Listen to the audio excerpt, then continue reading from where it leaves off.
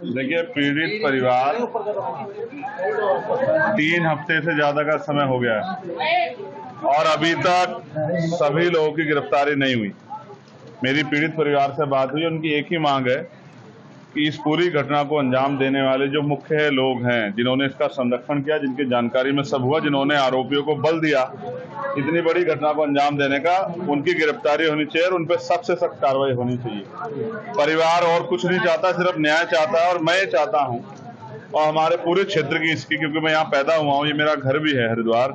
हमारी ये मांग है कि किसी भी कीमत पे बहन बेटियों के साथ जुल्म ज्यादती बर्दाश्त नहीं की जाएगी और ऐसा अपराध करने वाले, उनको सह देने वाले हर व्यक्ति पे, चाहे वो सत्ता का व्यक्ति हो, चाहे वो विपक्ष का हो, कोई भी हो, कितने बड़े ताकतवर हो, उसको बचाने का प्रयास शासन और प्रशासन ना करे। मैं समझता हूं जिस तरह की चीजें मुझे बताई गई है, मैं किसी निर्दोष को सजा के पक्ष में नहीं हूं, लेकिन दोषियों को बचाने के लिए अगर नेता, सत्ता में बैठे नेता अगर अपना योगदान देंगे तो उनको ये नहीं भूलना चाहिए कि परिवार उनके भी हैं, बच्चियां उनके घरों में भी है। जिसका जाता है उसे तकलीफ होती है। ये बहुत घटना जो है, ये डरावनी घटना है और उत्तराखंड पुलिस के इकबाल पे बहुत बड़ा सवाल है।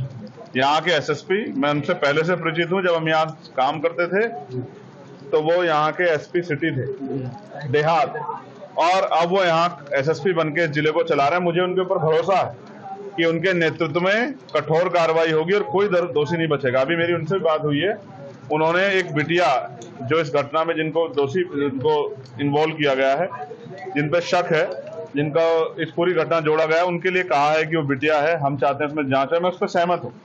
मैं नहीं चाहता किसी बच्चे के साथ कोई इस तरह का वो घटना हो, उसकी पूर्ण जांच हो जाए। लेकिन मुख्यमंत्री जी का 2 दिन पहले का बयान है, SC/ST एक्ट में जितने भी मुकदमे हैं और जितने भी उसमें आरोपी, पहले तत्कालिक उनकी गिरफ्तारी होनी चाहिए। जिस तरह से वो ताकतवर लोग बाहर रह के इस परिवार को डराने का काम कर रहे हैं और बच्चियों में और पूरे दलित समाज में क्षेत्र के डर का माहौल है, जिस तरह से वो जो है इनको प्रलोभन और न्याय को प्रभावित करने का काम कर रहे हैं, ये सब अगर उत्तराखंड पुलिस की नाक के नीचे हो रहा है तो ये बड़ा सवाल खड़ा कर रहा है। कहीं ना कहीं संरक्षण सत्ता का अपराधियों को है। मैं मुख्यमंत्री से मांग करता हूं, मैं यहाँ के सीनियर अधिकारियों से मांग करता हूं कि अपनी जिम्मेदारी का निर्वहन करें। मुझे आशा थी कि उत्तराखंड के मुख्यमंत्री अभी यहाँ मंगलौर में चुनाव था, यहाँ आए थे, मुझे आशा थी कि वो यहाँ आके इस परिवार का दुख बांटेंगे।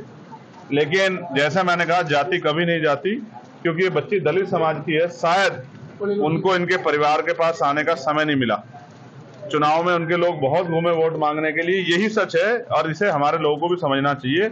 जब तक वो अपने दलों से जुड़ के अपनी ताकत नहीं बनाएंगे, तब तक ये जुल्म उन पे होते रहेंगे। मैं विश्वास दिलाता हूं कि इस घटना को हम प्रथम और आखिरी घटना समझ के इस पर मजबूत लड़ाई लड़ेंगे और आने वाले 3-4 दिन के बाद ही अगर कार्रवाई नहीं हुई तो एक बहुत बड़ा आंदोलन जिलाधिकारी कार्यालय पर होगा। उसके लिए हम लोग अपनी भूमिका अपनी लीडरशिप से बात करके बना दें। हम ये चाहते हैं, हम किसी भी तरह का कोई आंदोलन नहीं करेंगे अगर पुलिस अपनी कार्रवाई को जिम्मेदारी से करेगी, आरोपियों को बचाने का काम नहीं करेगी।